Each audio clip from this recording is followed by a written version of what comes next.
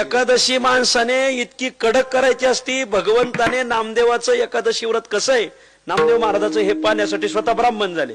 माझं प्रमाणासकट पाठ आहे प्रकरण महाराज. स्वतः ब्राह्मण झाले आणि नामदेव महाराजाच्या एकादशीच्या द्वारी आले, मला भिक्षा द्या. नामदेव महाराज म्हणले आज एकादशी आहे, आमचा नियम असा आहे, व्रत एकादशी करीन उपवास. आज आमच्या घरात चुलच पेटत नाही महाराज. असं कसं म्हणले? अहो माझा जीव जायला चाललाय, मी 10 दिवसाचा उपवासी. म्हणजे तुम्ही आज थांबा, कीर्तन करून उद्या सकाळी द्वादशीला पारणा करून जेव घालतो. अरे ते म्हणले माझा जीव चाललाय. ब्राह्मण बसला खाली. खाली बसला का त्याच्या हातपायाला कापरा आलं. नामदेव महाराज म्हणले काही झालं तरी चलत, पण मी एकादशीला जेव घालणार नाही. त्या ब्राह्मणाने सांगितलं मी प्राण सोडेल. तो ब्राह्मण नव्हता, तो होता भगवंत.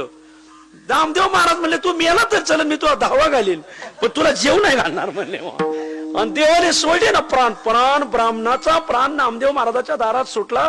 पंढरपूरच्या सगळ्या ब्राह्मणाला बातमी कळली. सगळे ब्राह्मण धावून आले. लय वारकरी म्हणवतो, वैष्णव म्हणवतो.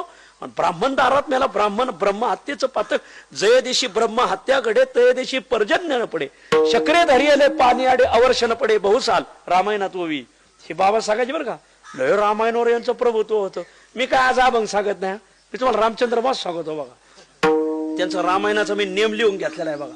रामायणाचं पारण कसं करायचं, काय करायचं, सगळं नेम लिहून दिलाय त्यांनी मला. आणि मग नामदेव महाराजाला सांगितलं ब्राह्मण मेला, तुम्हाला प्रायश्चित्त घ्यावं लागेल. म्हणले काय? ध्यान तर प्रायश्चित्त घ्यावं लागेल. आणि पुंडलिका पुढे 2 चिता रचल्या महाराज. आणि एका चितेत ब्राह्मणाचं प्रेत पेटवलं आणि एका चितेत नामदेव महाराजांना चिता पेटवली. म्हणजे उडे टाका पेट त्या चितेत. नामदेव महाराज म्हणले मी मरायला तयार आहे, पण अन्नदान करायला तयार नाही. म्हणजे एकादशीला अन्नदान करूच नाही. आणि नामदेव महाराजांनी चितेत उडी टाकली. लगेच भगवंत प्रगट झाले. नामदेव महाराजाला उचलून धरलं. तो का देवाशी जतन त्याशी बाधू न शक्य आग्न. लगेच देवाने उचलून धरलं. नामा धन्य आहे तुझी एकादशीची निष्ठा. ब्राह्मण मानव दारात मिळाला तरी तू अन्नदान केलं नाही. स्वयंपाक करीत नका जाऊ एकादशीला घरी. बऱ्याच माळकऱ्याचे पोरं एकादशीला घरी भाकरी खातेत. तुम्ही माळी घालून अपराध केलाय. विठ्ठल